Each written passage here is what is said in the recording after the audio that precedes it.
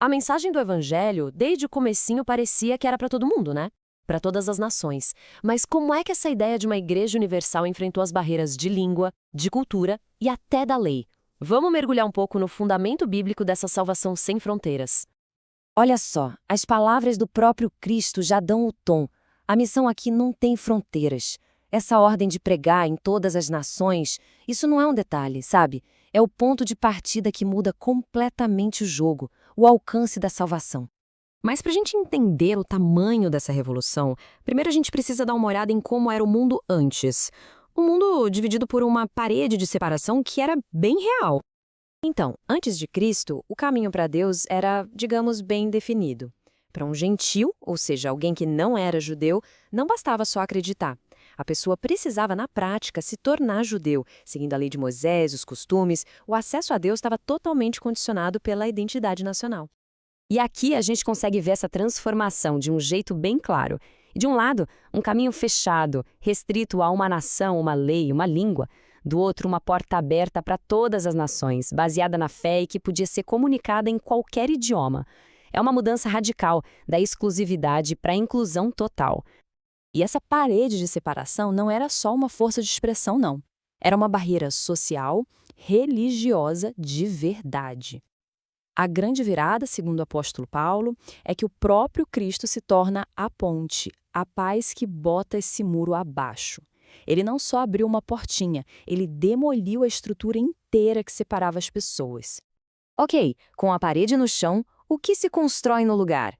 A resposta é algo completamente novo. Um corpo só, formado por todos os povos. E essa ideia de um povo universal não é um pensamento isolado, não. A gente vê isso aparecendo o tempo todo nas Escrituras.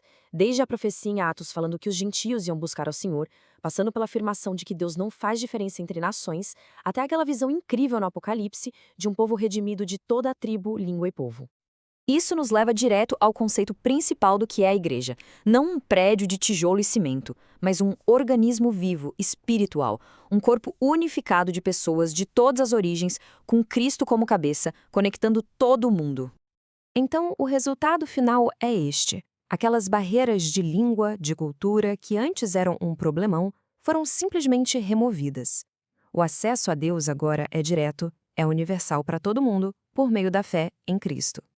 Pois é, mas assim que esse acesso universal foi estabelecido, alguns movimentos mais modernos apareceram para desafiar isso, tentando construir novos muros. A controvérsia moderna gira em torno dessa pergunta aí. Alguns grupos dizem que a salvação depende da pronúncia certinha do nome do Messias, mas só em hebraico. Para eles, nomes como Jesus são uma corrupção e que podem até anular a fé de alguém. Vamos dar uma olhada nisso. A base do argumento desses movimentos, chamados de nome sagrado, é que a forma do nome e a sua essência são inseparáveis. Para eles, usar uma tradução ou uma transliteração como Jesus não é só uma questão de língua, é uma corrupção pagã que desconecta a pessoa do verdadeiro Messias. Só que quando a gente olha para a história, esse argumento fica meio complicado. Pensa só, quase 300 anos antes de Cristo nascer, a tradução grega das Escrituras, a Septuaginta, já usava a forma Jesus. Aí, avançando no tempo, a própria placa na cruz foi escrita em várias línguas, hebraico, grego e latim, e os manuscritos mais antigos do Novo Testamento que a gente tem hoje. Todos usam a forma grega. A história mostra que usar várias línguas nunca foi problema.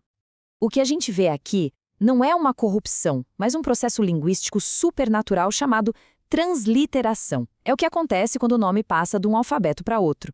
Yeshua, em aramaico, vira Jesus em grego, que por sua vez vira Jesus em latim. É o mesmo motivo que faz John em inglês virar John em francês ou João em português. É a língua se adaptando.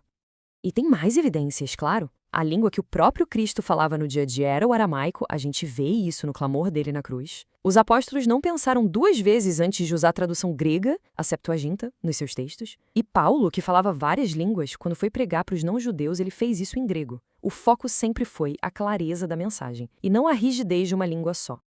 Toda essa conversa sobre língua e acesso para todo mundo nos leva a um ponto final, que é fundamental: a natureza da própria doutrina que foi entregue lá no começo.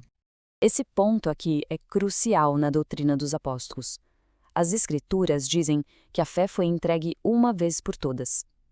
Essa expressão dá a ideia de algo completo, fechado, que não precisa de novos acréscimos ou de revelações futuras para ser entendido. A consequência disso é profunda. O fundamento todo para a salvação foi completamente estabelecido naquela primeira geração de apóstolos. E não é só uma questão de ser algo completo, mas de ser algo que precisa ser protegido. O apóstolo Paulo é muito, mas muito enfático sobre isso.